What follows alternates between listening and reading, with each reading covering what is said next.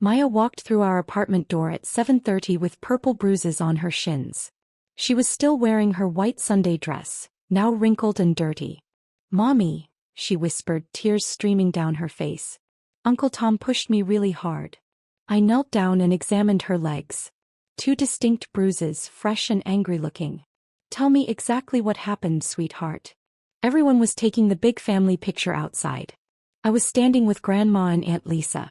Then Uncle Tom said maids and their kids don't belong in family photos. He pushed me away and I fell on the stone steps. I felt something cold settle in my chest, but I kept my voice gentle. "Did anyone help you up?" Aunt Lisa looked away. "Grandma said I should go play in the garden until the adults were done." Maya's bottom lip trembled. They all just kept smiling for the camera like nothing happened.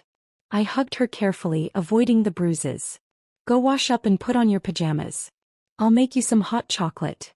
While Maya was in the bathroom, I stood at our kitchen window looking out at the city lights.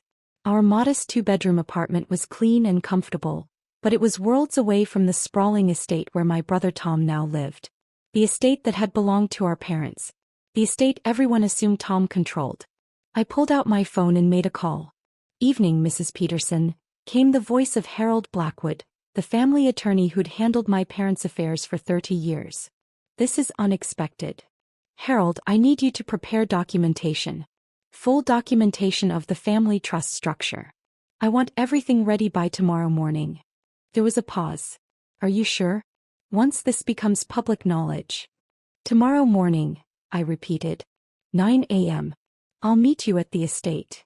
After Maya fell asleep, I sat at our small dining table with a cup of tea, thinking about how we'd gotten here. My parents had died in a car accident 6 years ago when Maya was just 2. The funeral had been a blur, but I remembered Tom's face when the will was read.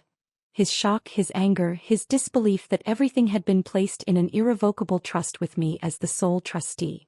The estate, worth approximately $42 million. The investment properties generating $2 million annually. The stock portfolio. The art collection. All of it controlled by me, with one specific instruction. Provide Tom with a comfortable living allowance as long as he treated the family with respect and dignity. I'd been 26 then, fresh out of graduate school, and I'd made a decision. I would let Tom live at the estate. Let him think he was in charge. Let him host the family gatherings and play the patriarch. I would live quietly, work my museum curator job, raise my daughter, and stay out of his way. As long as he was decent to people, I saw no reason to humiliate him publicly. But pushing my child down stone steps and calling her a maid's daughter? That crossed a line that couldn't be uncrossed. The next morning, I dropped Maya at school early and drove the 40 minutes to the estate. The iron gates were already open for the gardeners. I parked near the service entrance and walked around to the main house. Tom was having breakfast on the terrace, reading the financial section. My sister-in-law Patricia was beside him, scrolling through her phone. Through the French doors, I saw my Aunt Margaret in the sitting room, along with Tom's business partner David. I walked onto the terrace. Tom looked up, surprised. "Sarah? What are you doing here on a Monday morning? Don't you have work?" "We need to talk," I said quietly. "All of you. Living room. Now." Patricia laughed. "Excuse me? You can't just barge in here and start giving orders." "Living room," I repeated. "Harold Blackwood is arriving in 10 minutes with documentation you'll all want to see." Tom's face reddened. "Harold, why would you contact our family attorney without discussing it with me first?" I didn't answer, just walked inside. They followed, confused and irritated. Aunt Margaret stood when we entered. "Sarah, dear, what's this about? Tom mentioned you were upset about some playground incident yesterday." "Playground incident?" I turned to face her. "Maya has bruises from being pushed down stone steps. Because Tom decided she wasn't worthy of being in a family photograph." Tom waved his hand dismissively. "Don't be dramatic. I barely touched her. She was standing in the wrong spot, blocking Aunt Margaret. I just guided her aside." "You kicked her," I said, my voice level. "And told her maids don't belong in pictures." Patricia rolled her eyes. "Oh please. Tom told me about this. Your daughter was being disruptive, running around during a formal photo. He simply redirected her." "She was standing still next to her grandmother," I said. "She wasn't running anywhere." The doorbell rang. I went to answer it myself. Harold Blackwood stood there with his briefcase, looking somber in his gray suit. Harold, I said. Thank you for coming. Tom appeared behind me. Harold, I don't know what Sarah's told you, but this is highly irregular. Mr. Peterson, Harold said formally. I'm here at the request of the trustee. Shall we sit down? We gathered in the living room. I'd spent countless childhood hours in this room, doing homework on that same oriental rug while my mother played piano. Now it felt like enemy territory. Harold opened his briefcase and pulled out a thick folder. I've been instructed to review the structure of the family trust established by Robert and Elizabeth Peterson 6 years ago. Tom leaned forward. Harold, I appreciate Sarah wanting to understand family finances, but surely this could have been handled privately. Thomas, please let me finish. Harold's tone was sharp. He'd known Tom since he was a child and had no patience for his posturing. The Peterson Family Trust, valued at approximately $42 million, includes this estate, 7 residential investment properties, a stock portfolio and various other assets. The trust generates approximately $2.1 million in annual income.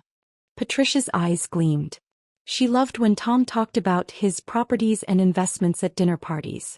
Harold continued, Thomas, you currently receive an annual allowance of $300,000 from this trust, plus free residence at this estate, including all maintenance, staff and operational costs, which total approximately $400,000 annually. Tom nodded as if this confirmed his importance. However, Harold said, pulling out another document, you are not the trustee of this estate. You never have been. The sole trustee with complete control over all assets and distributions is Sarah Peterson. The room went absolutely silent. Patricia spoke first. That's ridiculous. Sarah lives in a tiny apartment downtown. She works at a museum. She controlled $42 million. She does control it, Harold said simply. And she has since your in-laws passed away. Every dollar Thomas receives, every expense paid for this estate, every investment decision has been authorized by Sarah for the past 6 years. Tom's face had gone pale. That can't be right. Dad wouldn't. Your father's will was very specific, Harold interrupted. He was concerned about your judgment regarding money. He and your mother discussed this at length before the accident.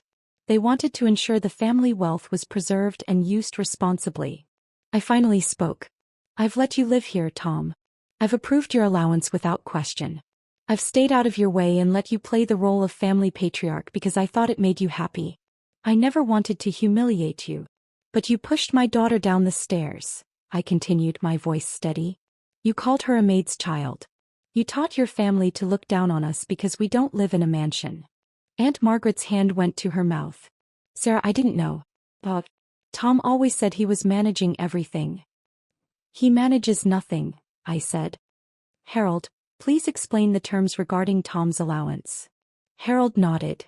The trust document specifies that Thomas receives his allowance and residence, contingent upon treating all family members with dignity and respect. The trustee has sole discretion to determine if this condition is being met. Tom stood up abruptly. You can't cut me off over a misunderstanding with a child. I can, I said quietly. And I am. Effective immediately, your allowance is suspended. You have 60 days to vacate the estate. This is my home. Tom shouted. You can't just throw me out. It's not your home. It never was. It belongs to the trust and I control the trust. I turned to Harold. What about the investment properties? Harold flipped through his papers. Thomas and Patricia currently live rent-free in the primary estate. However, Thomas has been telling friends and business associates that he owns the 7 investment properties personally. He's been using them as collateral for business loans. My eyes narrowed. He's been what? He can't actually borrow against them since he doesn't own them, Harold explained. But he's been representing to potential investors that he has $7 million in real estate assets backing his ventures. Patricia stood up. This is insane. Tom, tell them this is all a mistake. Sit down, Patricia, I said, and something in my voice made her sit. I turned to David, Tom's business partner, who'd been silent this whole time. David, you invested in Tom's development project last year, the one he said was backed by Family properties. How much? David looked sick. 200,000. He said the properties were worth 7 million and the project couldn't fail. The project already has failed, I said. I reviewed the accounts last night. Tom has lost everything you invested, plus another 300,000 of his allowance money. He was planning to use next quarter's allowance to cover the losses before you found out. Tom sank back into his chair, all the bluster gone from his face. I looked around the room at these people who'd spent years looking down on me and my daughter. Here's what's going to happen. Tom, you'll move out within 60 days. Your allowance is reduced to 100,000 annually, and you'll be required to submit quarterly reports on how it's spent. If you make any attempt to misrepresent your financial situation again, it drops to 0. Patricia started crying. Where are we supposed to live? I don't particularly care, I said. But I'll give you 3 months of your current allowance to help with the transition. I turned to Aunt Margaret. You've been living in the guest house rent-free. That can continue, but you'll need to apologize to Maya. In person. And mean it. She nodded quickly. Of course. Sarah, I'm so sorry. I should have helped her yesterday. Yes, you should have. I looked at Harold. Transfer management of the estate to the property management company we discussed. I want a full inventory and appraisal. And I want security updated. New codes, new locks. Already in progress, Harold said. I picked up my purse. I need to get to work. Harold, send the full documentation to my office this afternoon. Tom, Patricia, I'll have the moving timeline sent to you by the end of the week. Tom finally found his voice. Sarah, please. I'm sorry about Maya. I was stressed, I wasn't thinking. You weren't thinking about how a 42-year-old man shouldn't physically push an 8-year-old child? Or weren't thinking about how you've been committing fraud with properties you don't own? He had no answer. I walked to the door, then paused. Oh, and Tom? That family photo from yesterday. I want a copy. Frame it nicely. It'll be a good reminder of the last time you played Lord of the Manor. I drove back to the city, my hands steady on the wheel.